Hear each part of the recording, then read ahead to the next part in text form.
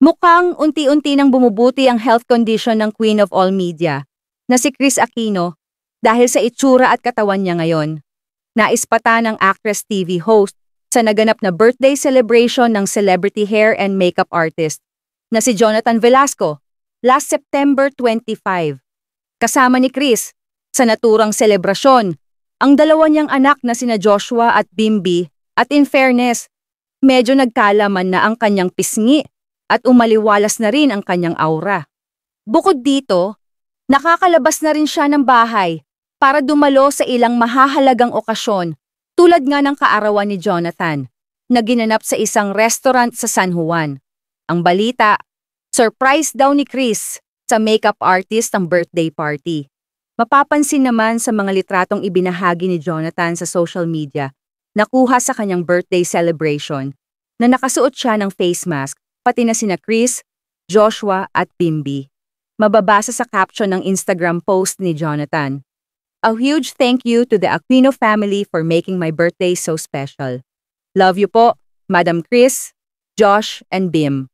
Hashtag, birthday surprise and special day. Umani naman ng samut-saring komento mula sa mga netizens nang muling makita si Kris na medyo maayos na ang itsura kumpara sa mga nakaraang buwan. Kasi nga si Kris Aquino, ang dami natutuwa, di ba? Nagpunta kasi siya sa birthday ng kanyang makeup artist na si Jonathan Velasco.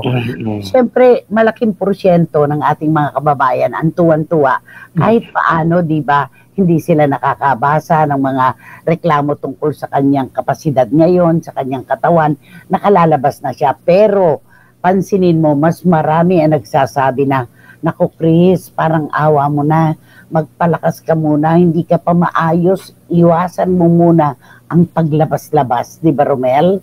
Opo. Pero alam mo na, naiintindihan ko rin, naiintindihan natin yung mga kababayan natin na concern talaga sila kay Kris. Pero yung pakiramdam din na Kris na kapag lumabas siya, di ba, na nakakaibang, iba rin kasi yung pakiramdam niya siguro na parang, sige, pagbigyan ko na yung sarili ko, minsan lang naman para baka sakasakaling, alam mo yung makakadagdag ng kasiyahan. Alam mo, kapag ikaw ay maghapon magdamag na nasa isang kwarto lang, talagang nai-stress ka ng todo at talagang mabuburyong ka. So gusto mo rin namang makita yung labas, di ba? At kung kaya naman ang kapasidad na, bakit naman ang hindi? Ibigay na natin sa kanya yon. Kaya lang, lagi nga kasi siya nanghihingi ng dasal sa ating yun mga naman para sa pagganda ng kanyang sitwasyon.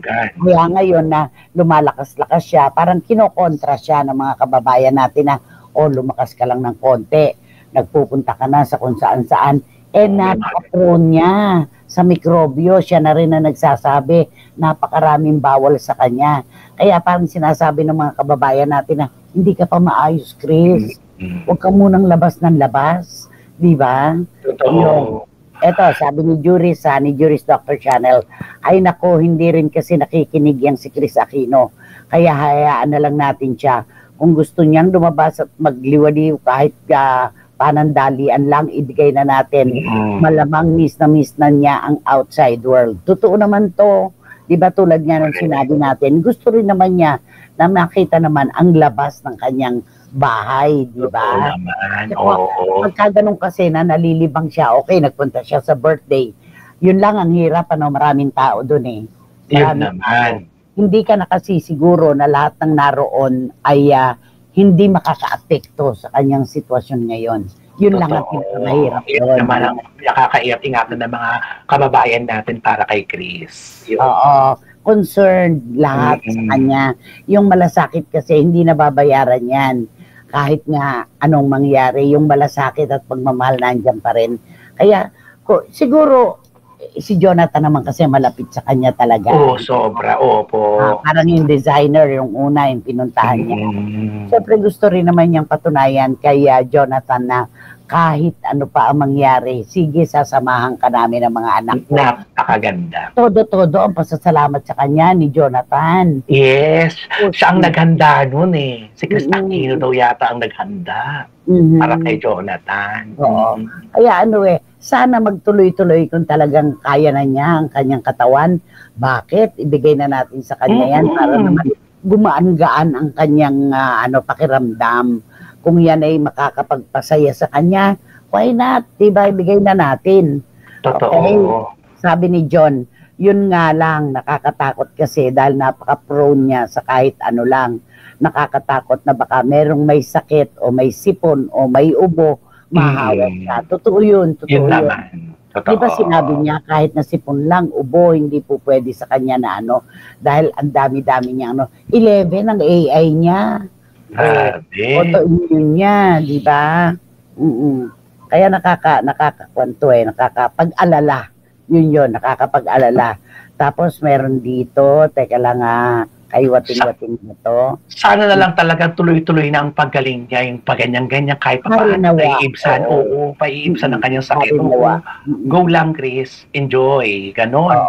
At sabi ni Dan Clavesillas, totoo naman po, Nay, tayo nga po ilang araw na na-admit sa ospital, di na tayo mapalagay sa inip at si Chris pa po kaya na napakatagal nang nagkukulong. Tiyak naman po, may permiso yan ng kanyang mga doktor. Tama, oo, nakakaayos sa kanya yun Maganda sa kanya yon. Kaya ibigay na natin sa kanya, okay?